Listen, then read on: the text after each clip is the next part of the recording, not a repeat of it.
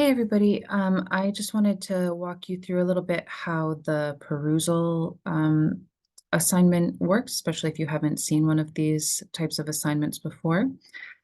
So when you open the assignment and you click on it in Canvas, you should open it up and see something like this. You might see some directions and things first, but eventually you'll get to this document. So you can see this is like a PDF that you might normally be assigned. So there's also a lot of images and things as well. So all of these blue places are things where I have made an annotation, and you will be able to click on those, and then it will bring up my face in the way, bring up whatever it is that I said.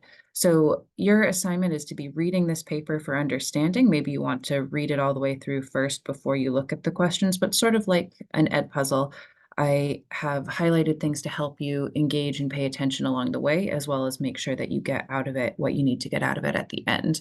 So you will also be able to see the comments that at least some of your fellow students have made. So I'm going to have you revisit this periodically because the idea is that you will be able to ask questions or respond or make corrections. So you can work with the stuff that I've already put in, right? So, um, you might chime in here and say, oh, yes, I also found this challenging, or I still find this challenging, right? But the more in depth or the more sort of like high quality your comments are, the better. So you can comment again, just like in response here. So say, hi, this is my response, but not a great one. Okay, and reply, and you'll see that pop up so that other people will be able to see it as well.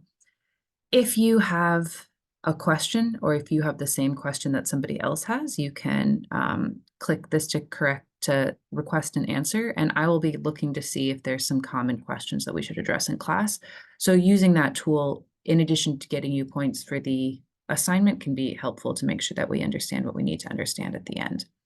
So this paper is a scientific journal article. So it was published in Advances in Physiological Education, right? And you can see there's some questions about the APA style format. But as I say here, right, this is a lot like the paper I'm going to be asking you to write for your final paper. So investing the time and seeing how they do it at this professional level should hopefully be helpful for you. The other thing to note is that you can click on this A button here so that you can annotate the text, right, wherever you want, even if it's not someplace that I did. So if you do that highlighting, then you can type your question and it will, when you hit enter, it'll show up for other people to see and for me to see. You can also use this annotate figure button. So you can say here, like you can highlight what's the electrical condition inside the cell. You want to know what goes in this block. So electrical condition inside the cell, phase one. What is the right answer for this box? Right. And so you can see that pops up with a little question mark. So it will help us see who needs help with what, or make sure that you're trying to get a response. You can see all of the questions all at once here. You can star particular comments, and it might look a little bit different on your version rather than on my teacher version, but that's how it's going to look. And I'd like for you to read the whole thing, comment on each page at least once. You're going to need 6 comments in total for full credit, but I hope that is at least enough information to get you started with how it works. All right, let me know if you need any help. And I stopped sharing, but I have to end the video. Goodbye.